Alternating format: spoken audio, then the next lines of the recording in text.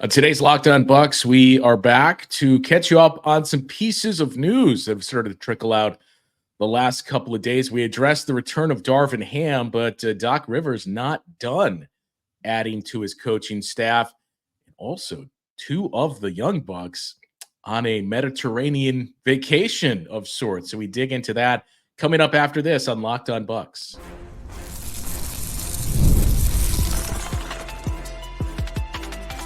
You are Locked On Bucks, your daily Milwaukee Bucks podcast, part of the Locked On Podcast Network, your team every day. Welcome into Locked On Bucks. I am Justin Garcia, joined by Camille Davis, and we thank you for making Locked On Bucks your first listen every day. We are free and available wherever you get your podcasts. You can find us on YouTube as well. It's all part of the Locked On Podcast Network, your team every day. And Camille, I mentioned this is a lot of smaller pieces of news that have started to trickle out for the Bucks the last couple of days here. One of them maybe not so much news as more so of, oh, that's interesting. But let's start with the actual news that we do know. And that was a couple of days ago. It was you, me, and Frank, and we talked about the return of Darvin Ham and what that means for the Bucks bench. We wondered, it kind of seems like the coaching staff is done now. I would take this to mean the likelihood of Sam Cassell returning, as we heard there was that heavy interest, is probably small. And I wonder what, if any, names are maybe not going to be a part of the team that we currently associate with the Bucks. Then 36 hours later comes the news that Doc Rivers is not done in adding to his coaching staff.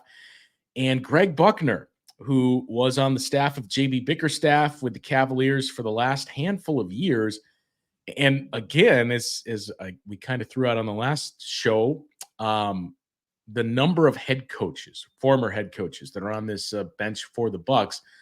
Greg Buckner was not a head coach, but he was the associate head coach for the Cleveland Cavaliers. So you add that to a bench that already features Rex Kalamian, Dave Yeager, Darvin Ham, we think, Joe Prunty. This is shaping up to be a very, very impressive bench for Doc Rivers. And before you jump in here, I mean, it's all speculation, but I've seen a couple people, and this isn't just Bucks fans that are hoping for it, a couple people, even after the Greg Buckner news, speculate. I mean, the chances are probably smaller, but I don't know that the door is fully closed on Sam Cassell coming to Milwaukee. And that's really interesting because I think back in February, I believe it was, when Doc Rivers was onboarding and coming aboard, and he mentioned the fact, like, we have 11 coaches. Like, that's nuts. Like, there are so many coaches on this bench right now. Like, he took over when the coaching change happened, took over one of the biggest, assistant coaching benches in the league. And then he added a couple people himself. And then this offseason, there was some movement with 3 coaches being let go that have been here prior to Doc's arrival, with Josh Oppenheimer, Sidney Dobner, and DJ Bacher. And as you mentioned, Darvin Ham's back now. Greg Buckner is apparently coming aboard the staff. So the staff size is still a little bit large, especially if Sam Cassell comes back into the fold, because if my math is correct, if Sam Cassell did come back into the fold, that would put that up to 10 different associate coaches on the bench, because we got Ham, Buckner, Dominguez, Yeager, Kalamian, Baker, Trevor Gleason, I believe, is still on the staff at the moment, along with Patrick Mutombo and Joe Prunty. So I'll be curious to see as well if we see any of those guys, especially the last 3, Gleason, Mutombo, or Prunty, making some moves themselves. Maybe there's other coaching staffs that they're looking to join, or maybe this is just going to be the collection of coaches that the Bucks roll into the season with, which, as you mentioned, would be a pretty impressive group with a lot of different experiences.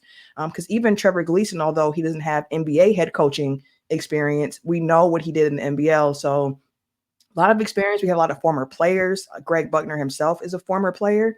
as well. You mentioned that he's been in Cleveland with JB Bickerstaff the last few years. He also was in Memphis with Bickerstaff as well. So an impressive group is being assembled here in Milwaukee, but I am curious to see if there are any more changes coming to this bench, and just want to see as well what happens with Sam Cassell. Like you mentioned, I feel at this point, once Darvin Ham took that lead associate position on the bench, like it felt as if Sam Cassell coming to Milwaukee is more of a long shot, but if people are still keeping the door open, that's definitely something to keep an eye on.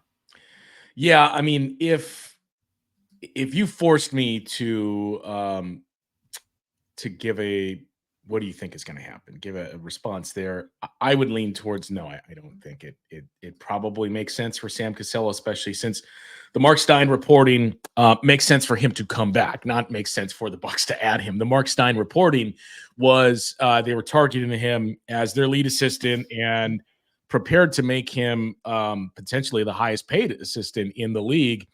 And with Darvin Ham in place now as the lead assistant, kind of a weird, awkward situation that would create. I still, as we talked about on the show with Frank, I still think Samson Cassell is going to end up in Los Angeles with the Lakers as part of what seems inevitable to be JJ Redick's now part of his staff, especially with the Clutch connection.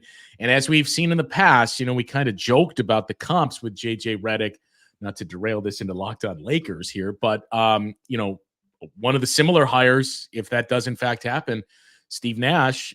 And I know that the relationship was a bit different, but Steve Nash brought Mike D'Antoni with him to Brooklyn as you have that experienced guy. And in theory, it's what the Bucks were trying to do last year with Terry Stotts and Joe Prunty, that you bring on that guy that had been a coach or has a lot of experience on the bench to help that first year head coach. So I still think that's what's going to happen with Sam Cassell. But of those names that you mentioned, I don't want to speculate who would potentially be out of a job. I know you don't either. I don't think everybody that we listed is going to be a part of the sidelines for next year because of what you said at the top, that when you get into 9, 10, 11 assistants and more, it's a lot. And Doc Rivers was quick to remind us that many times last year, that this is a very, very big staff. So I'm going to be interested to see what additional changes are made. But I think the names that we feel pretty confident in saying are safe and are going to be a part of that staff next year, obviously Darvin Ham, obviously Greg Buckner, Pete Dominguez, who you referenced, Dave Yeager, Rex Kalamian, those guys are safe. Those guys are going to be there. Those guys are long-term Doc Rivers guys. It's the other names that, and I'll say this too, I'm pretty sure Vin Baker is safe with the connection that he has with those players and with Giannis specifically. And, Doc said when he took over that you kind of get to know these guys when you step into one of these spots. There are guys that weren't a part of your staff that, now all of a sudden they are for the short term, and you find a diamond that all of a sudden is a part of your staff go forward. We all kind of assume that's Joe Prunty, and I think we all hope it is Joe Prunty, but maybe that's Vin Baker in that situation. It could, or it could be both. Like you mentioned, at this point, we're not really sure exactly how that goes. I know that the player connection, as you mentioned, with Vin Baker is important. I mean, we heard from players when Darvin Ham wasn't here, just how much they missed having that coach that could connect with them. And Darvin Ham is one of the best at that. So again, as we mentioned on the episode with Frank, him coming back is a big boom for this particular team. But just looking at the rest of the bench, it's so, I cannot wait to see how this shakes out as the months continue to go and we get closer to training camp and things of that sort, because I think about Trevor Gleason, who had the personal connection with Adrian Griffin, and he didn't start the season with the coaching staff, but he came aboard a little bit later. And then Griffin had his departure from the staff, but Gleason remained. And I'm really curious to see with him in particular, given the fact that what got him here for the most part was just the connection he had with Griffin, what that looks like for him this summer, because he was perfectly fine prior to not being on the NBA staff. He was doing his own thing. So that's a name in particular that I'm looking to see what happens with Gleason going forward. But yeah, like we mentioned, it's an impressive bunch. And just as a Bucks, someone's been watching the Bucks and following the Bucks for years, of course I want to see the Prunt dog. I want to see Joe Prunty stay around, just some good vibes with him, good memories as well. interim coach for the Bucks twice at this point. So yeah, I hope Prunty is someone who does stick around, but it's something to definitely keep an eye on as we go forward. And as we wrap this discussion on Greg Buckner, you gave a lot of the details, but the backstory: he played at Clemson, he was drafted by the Mavericks. So again, a former NBA player. He was a grinder, though, as he had some decent size, but he was more known for the little things, doing the dirty work in defense. Drafted, as we mentioned, by the Mavs in the second round. Played for the Sixers, the Nuggets, back to Dallas once more. I think he was a part of that championship team. Timberwolves, wrapped up his career with the Grizzlies, and then got into one of two areas that is suddenly becoming the new trend to develop head coaches. You had the video room for years. I think you would point to Bud, Eric Spoelstra, names like that. But the player development position is quickly becoming the new version of the video room, and that's how Greg Buckner got his start with the Houston Rockets and then ultimately the Memphis Grizzlies before going to Cleveland with JB Bickerstaff as the associate head coach. So a lot of experience all of a sudden on the sidelines for a very experienced head coach in Doc Rivers. But not only that, I think the other part of it is, as we've mentioned quite a few times, Doc Rivers is a former player. Darvin Ham is a former player. Vin Baker is a former player. Greg Buckner's a former player. So you have that as well in addition to the experience for the Bucks. So they're seemingly checking all of the boxes with their assistant coaching staff so far this offseason. And real quick, too, should mention, he is of no relation to Bucks legend Quinn Buckner, who I believe still holds the all-time record for steals in Bucks franchise history. No relation there, just a familiar name, but doesn't carry the bloodline as Quinn Buckner. The other thing that trickled out the last couple of days was, we probably shouldn't call it a vacation, but a trip for two of the young members of the Bucks. And what that could potentially mean is they're names we've mentioned quite a bit since the season ended and even during the season. We will get into that conversation coming up after this on Locked On Bucks. And this next segment of Locked On Bucks is brought to you by BetterHelp, as sometimes we all carry around stressors in life, big or small. And the thing you don't want to do is keep those stressors bottled up. It can start to bleed out, affect all of us negatively in ways you may be aware of, you may not even see at all. That's where therapy comes in to help. It is a safe space to get things off of your chest and to figure out how to work through whatever it is that is weighing you down. BetterHelp provides you with that assistance. If you're thinking of starting therapy, give BetterHelp a try. It is entirely online. It's designed to be convenient, it's flexible, and it is suited entirely around your schedule. All you have to do is fill out a brief questionnaire, and from there you'll get matched with a licensed therapist. You can even switch therapists at any time for no additional charge. Get it off your chest with BetterHelp. Visit BetterHelp.com/LockedOnNBA. Go there today and get 10% off your first month. That's BetterHelp, HELP.com/LockedOnNBA. And if you're watching Fox Sports or ESPN on your TV all day and have to turn down the volume because of all the shouting, it is time to make the switch to Locked On Sports today. It's a free 24/7 sports streaming channel that is programmed for you every day, bringing you the biggest stories without all of the screaming. Locked On Sports Today brings you can't-miss analysis from our local experts, opinions, news, and it streams 24/7 on YouTube or the free Amazon Fire TV channels app, part of the Locked On Podcast Network, your team every day. The other piece of news, Camille, was we saw posts from both MarJon Beauchamp and Andre Jackson Jr.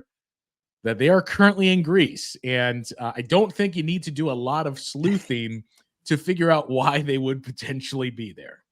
Yeah, there's another guy in Greece too, Justin. I'm not sure if you saw it, but it looks like your boy Chris Livingston is Yeah, also I saw that. Yeah, I was over going to there add. in Greece as well. But I mean, that's something that we've gotten used to seeing over the years now with Giannis. A couple of guys always tend to go over to Greece, work out with him for a bit. But seeing that it's some of the young bucks, seeing that it's Ajax, that is MarJon, who was there last year as well, if I remember correctly, as well as Chris Livingston. It's always encouraging. You love to see guys getting together in the offseason on the same team, working out, sharpening their skills. And when it's someone like Giannis, especially as time has continued to go on and his stature has grown with the work that he's put in the NBA, his track record speaks for itself, one of the all-time greats of the game.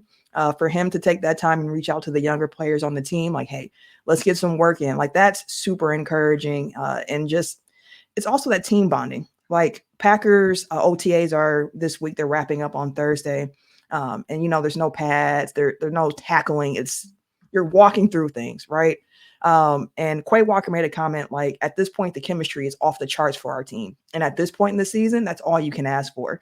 And I think about that with like off-season workouts, with the team getting team bonding. Like, that's all you can ask for at this particular point in the season, since you're not playing any games. The finals are going on. You're not in those. There's no more, Bucks basketball until October, September, when training camp opens up. So at this point in the year, in June, mid-June, seeing news of guys getting together, going to work out, taking an international trip to go work out is great news. Like, that's the type of things that you want to hear. And it makes me even more excited to see what the development might be for some of these young bucks. Not saying that them going means they're going to, explode next season. But again, like at this point in the season, hearing things like this is good news.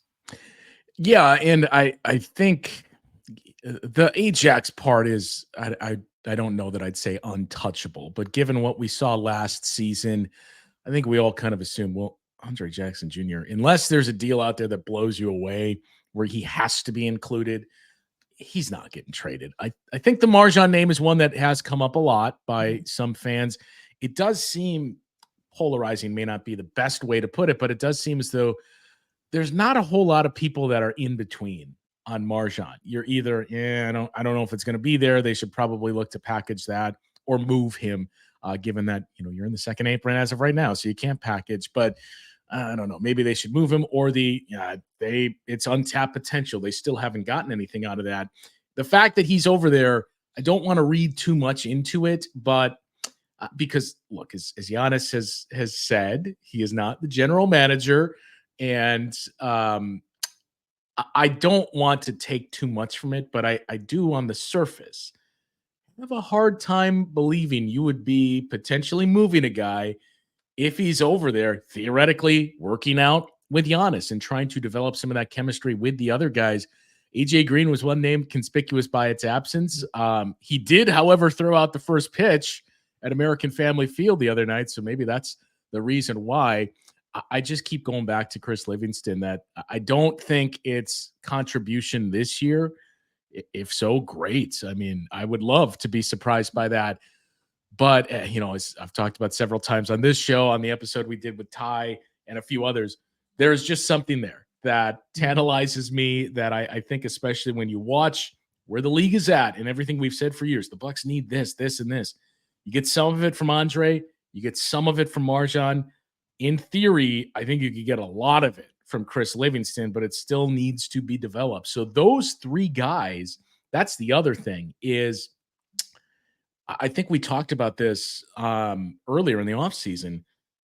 The numbers individual were at their best for MarJon when he was on the floor with Andre Jackson Jr. Yeah. There was that chemistry, and they were the guys early in the season when we looked at it, who were the guys that looked the best out there, especially defensively. It was those two. And part of that is, well, they're the young, fresh legs, and they have more of that defensive ability, but also those were the guys that were in summer camp that went through the offseason program as much as you could with the coaching change, but went through all of that stuff with Adrian Griffin. The young guys are always going to be the ones most receptive to taking that in. That's, how to get through things, and you have your own way of doing things. So I don't think that was a total surprise, but just continuing to develop that is going to be a huge piece for this Bucks team, because especially as, we've outlined with some of these teams out there, The Celtics are kind of the anomaly when you think about the high quality depth in terms of the top 5 to 6 guys that they have. Everywhere else, depth is important, but you really have like the one superstar, maybe another star or two, and quality depth around them. The Bucks fit that first part. These guys, in theory, especially with the constraints the Bucks are against, they're your best option at quality depth and really developing that. And I went back last night and read again some of the scouting reports and write-ups that Sam Vecini did on MarJon Beauchamp.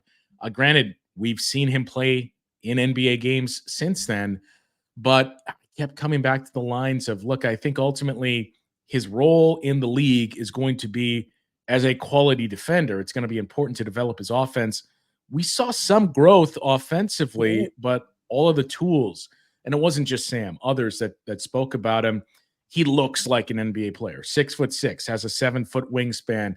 I think he probably still needs to add a little bit of bulk, but he fits the part, and it's just getting him more reps. And as you mentioned at the end of the season, we all laser focused on AJ Green and Andre Jackson Jr.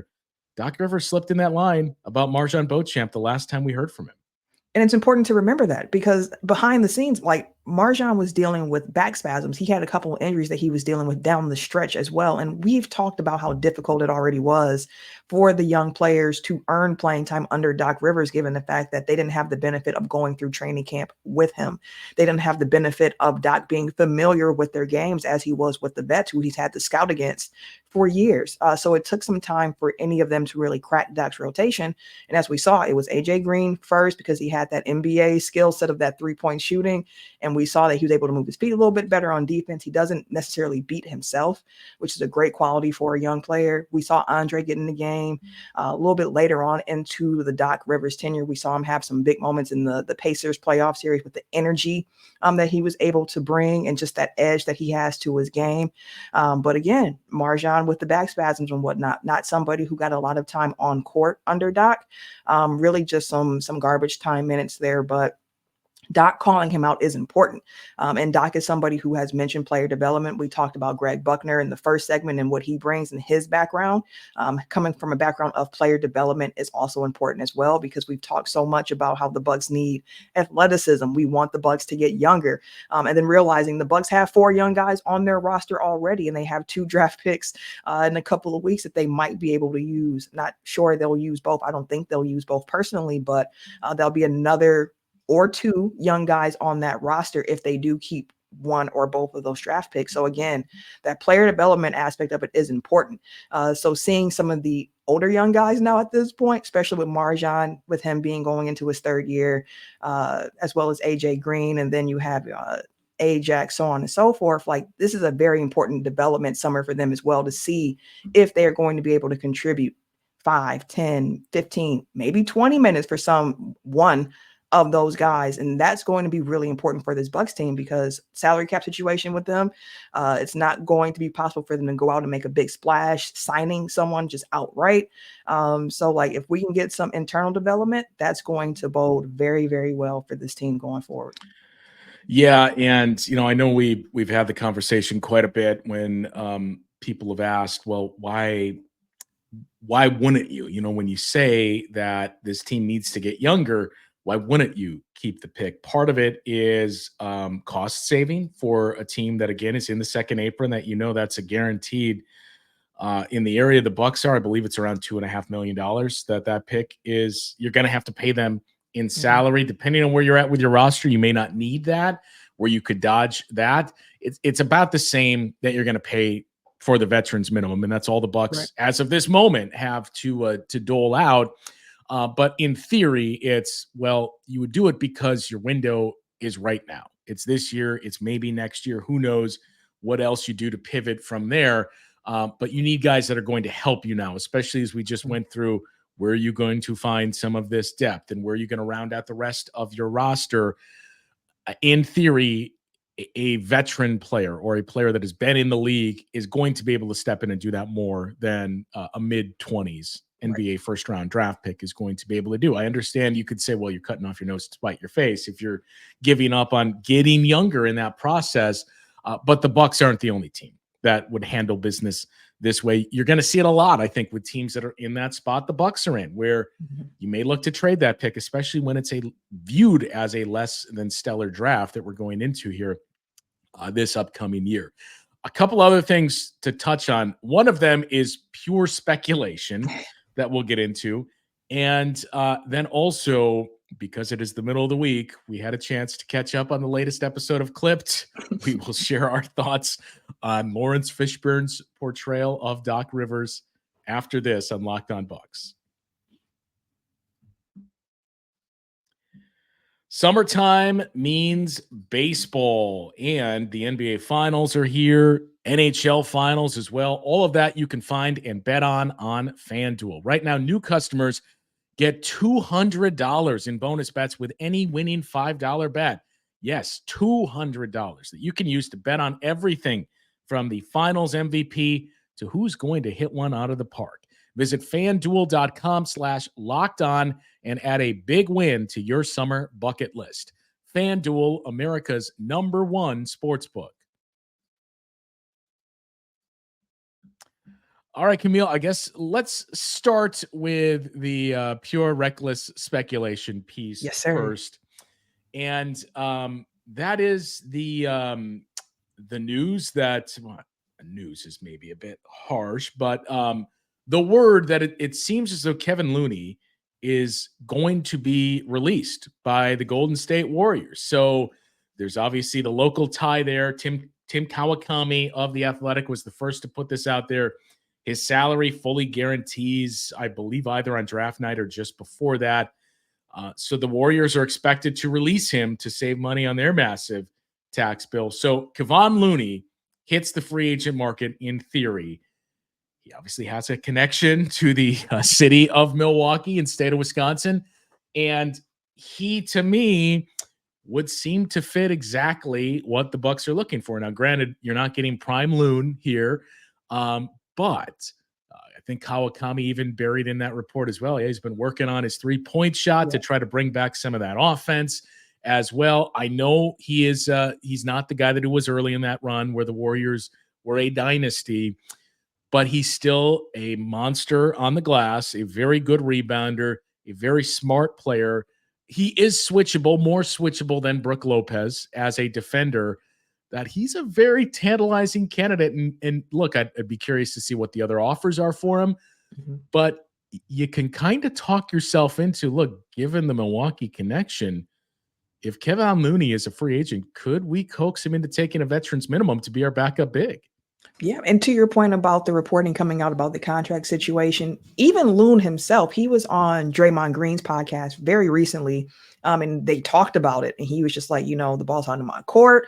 When it comes to what the Warriors do, I've been here my whole career. This is all I know, but I'm preparing myself for whatever. Like, regardless of what happens, I'm a Warrior for life, even if I'm not a Warrior next season.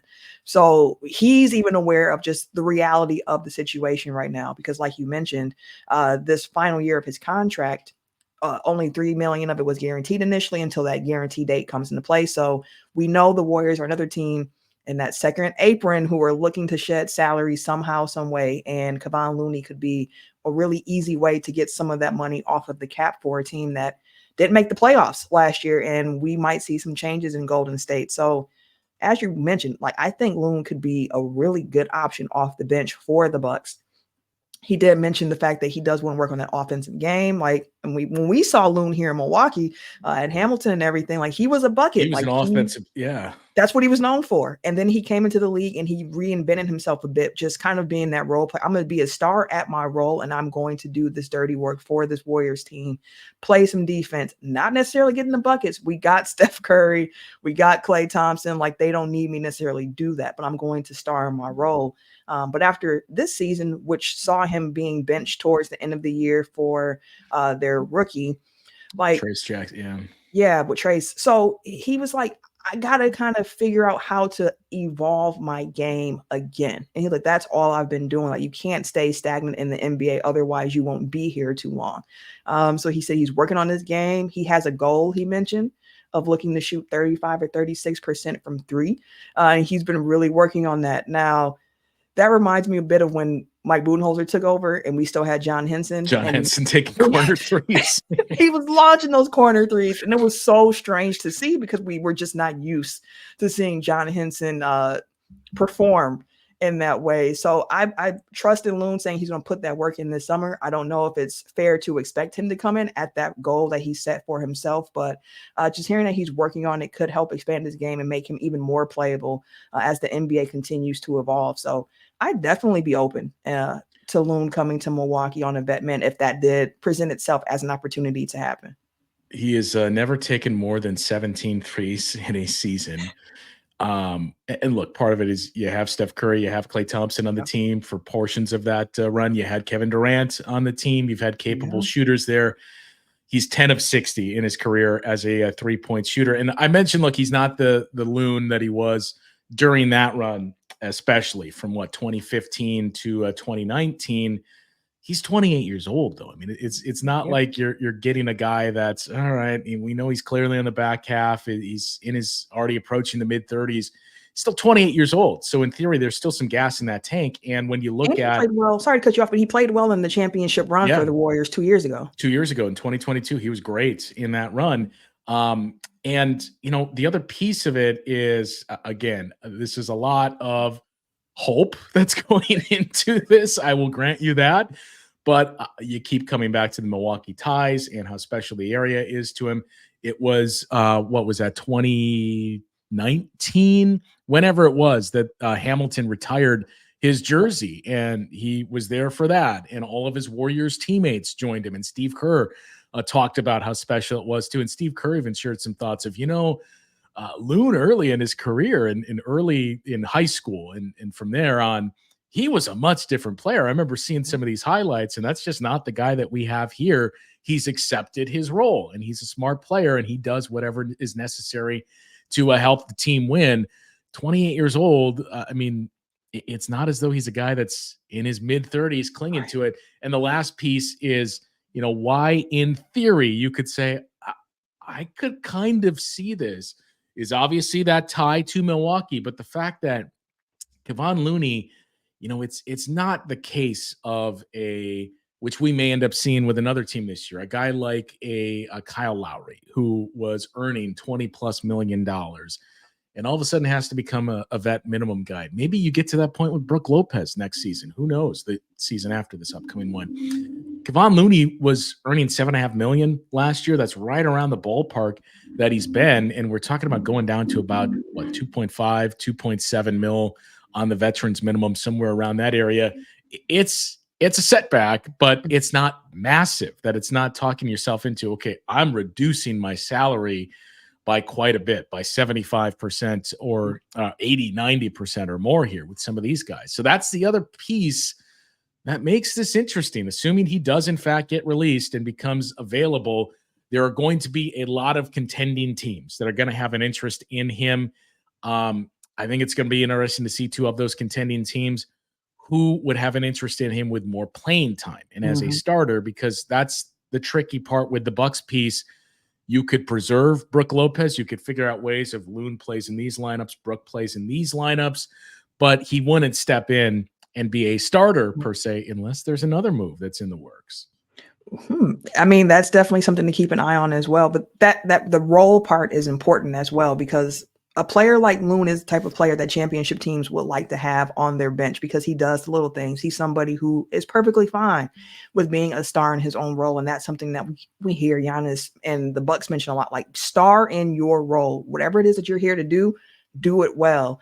And Loon also has like the personality type, but just the everything that the Milwaukee Bucks tend to look for in players to come and be part of the roster.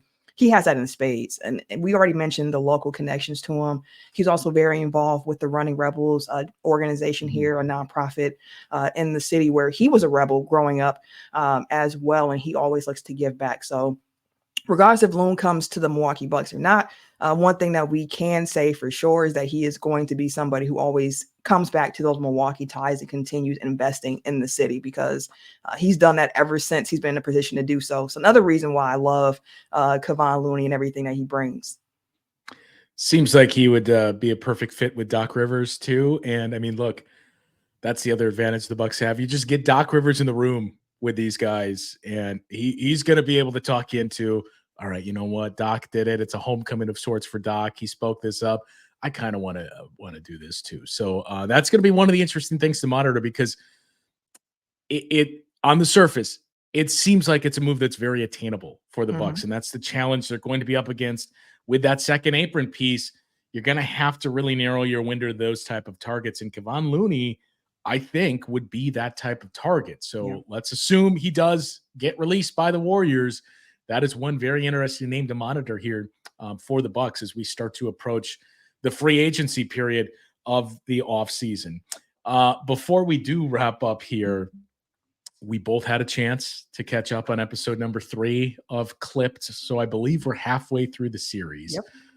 I mean, look, I'm in it until the bitter end. And the fact that it was a basketball show, you had me, right? And there were some interesting pieces. I think we talked about this last week when we dug into the first 2 episodes of, even though this wasn't that long ago, this is 10 years ago that we're talking about, there were still some pieces of it that you were like, oh, I forgot that was the timeline for that, or that's how that unfolded. I think episode 3 was certainly the most meaty of what we've seen so far, when we got the look at the meeting that Doc Rivers had with the Clippers that we all heard about through the years. The shot of the Clippers dropping their warm-ups on the logo on center court at Oracle in that first round series with the Warriors, and some of the discourse that went into that. Again, you got me for the next 3 episodes. I'm going to keep watching this. It's just some of this casting.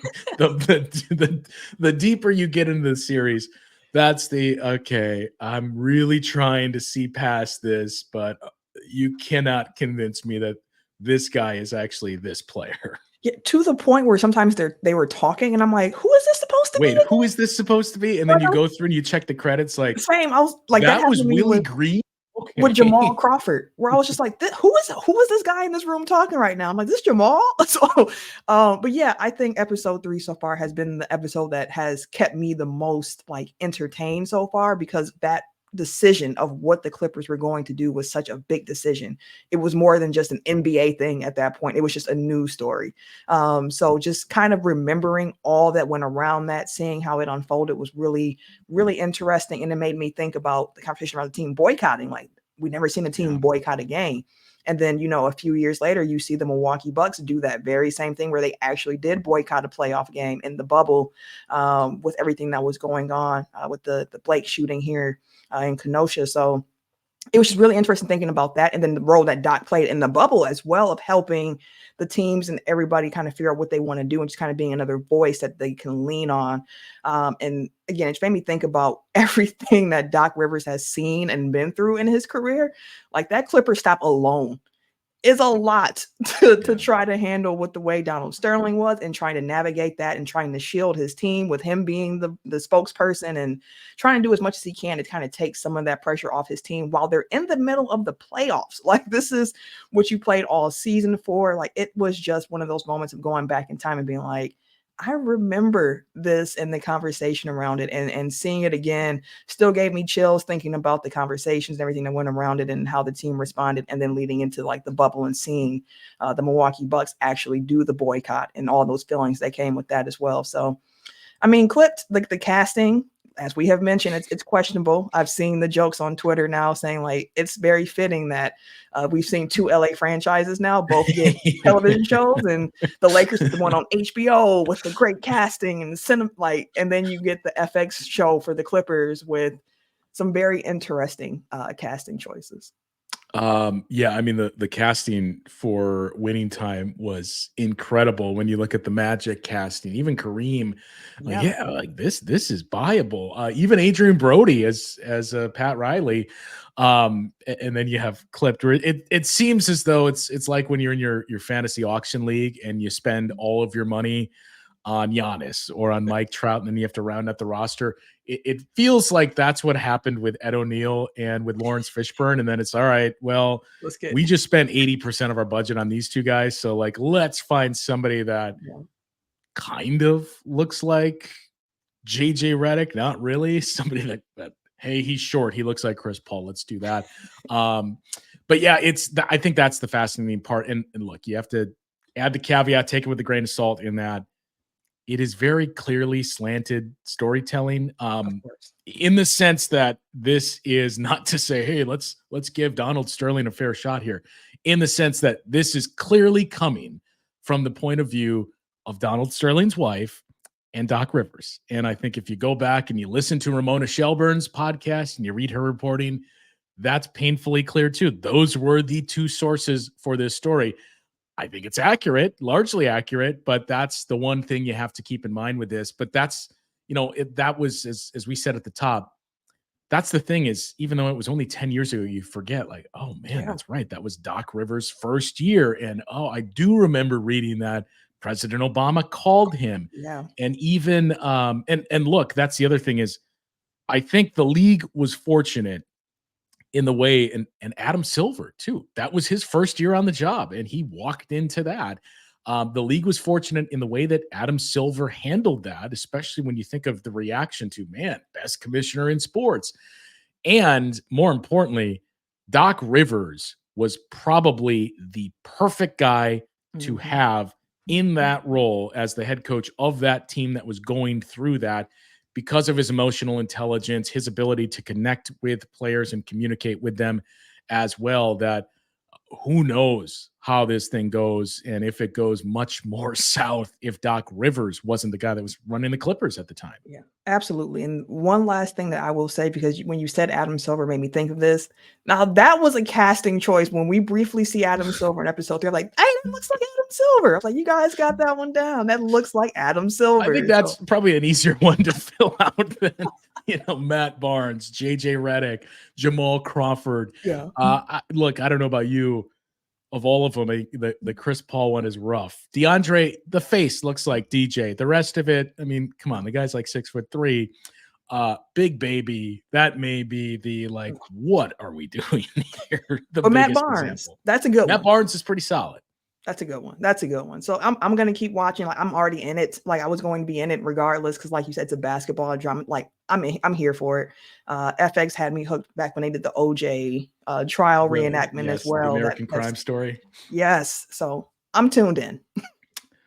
And look, that's the last thing too. And it's how with the passing of time, you forget things even as they were recent. I remember having that conversation about the bubble and when players specifically met with Doc Rivers, when the players were thinking, we don't want to be here anymore. We want to leave this.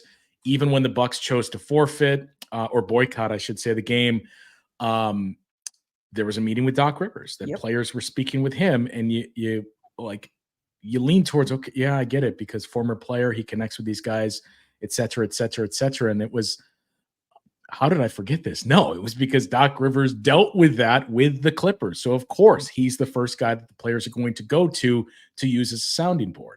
Yeah. And he has that respect amongst the players as well, where they trust his voice in addition to him having that emotional intelligence, the ability to connect.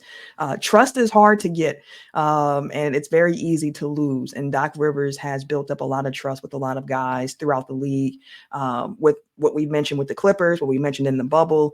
Now, he might not have some fans from people who he actually coached, but when it comes to all the other aspects of it, like Doc has always been really solid in that avenue. Are you saying we could theoretically get a very spicy matchup between the Bucks and the Lakers 2 times a year next season? Yeah, and look, that's the last thing we'll wrap on this is the fans and the general public. There's the LOL Doc Rivers memes and mentality that's out there. That is not his view amongst the players and his peers in the league for all the reasons that you mentioned. And I think I talked about this on shows throughout the course of the year. You'll see it during the games too, but it was the thing that really struck me the most about Doc was the number of times during a game players from the opposing team are going up to him during a timeout and talking to him and joking around with him on the sidelines, where you're thinking like, what is going, like, I've never seen this happen, of an opposing player just carrying on a conversation with Doc Rivers, and Doc isn't always the one that's instigating that. Yeah, it's just that connection, that relationship that he has with players, and he seems like approachable, and he's the one who's on the sideline, just kind of talking to guys while they're playing, laughing a little bit. So Yeah. that's a great thing about Doc Rivers. Like you mentioned, there's a lot of jokes around Doc and his records and so on and so forth. But there's a reason that he has been coaching for as long as he has, and there is a reason why he has as many wins on his record as he has as well. I mean, he's Uncle Doc, basically. That Pretty he has that much. relationship That's a with great way everyone to where say it's it. like, Doc Rivers is your uncle? No, we just call him Uncle Doc. Uncle Doc, We've known yeah, him that's a good way to put it. forever. 2 more shows coming your way this week, and the show on Friday is going to be Jabari Parker was the winner in the retrospective, the look back at what you guys wanted to dissect there. So we're going to take a look back at Jabari Parker's career in Milwaukee on our Flashback Friday show. Also, we've not a lot, but we've seen some mixed feedback on that. So leave your comments for this one. We are curious if you want us to continue this, if you'd rather just focus on what's going on in the league and with the team now and maybe save those flashback looks until we get past the free agency period. So let us know. Leave your thoughts in the comments, and we will go from there. But Jabari Parker will be the episode of Flashback Friday on this upcoming Friday, and a lot to dig into with Jabari Parker, the superstar that wasn't for the Milwaukee Bucks, which is kind of a theme. Superstars, dynasties, teams, etc. That just never was for this team that did not come to fruition. So one more show on Thursday, and then that Jabari Parker episode comes your way on Friday. For Camille, I'm Justin. We'll talk to you once again tomorrow on Locked On Bucks.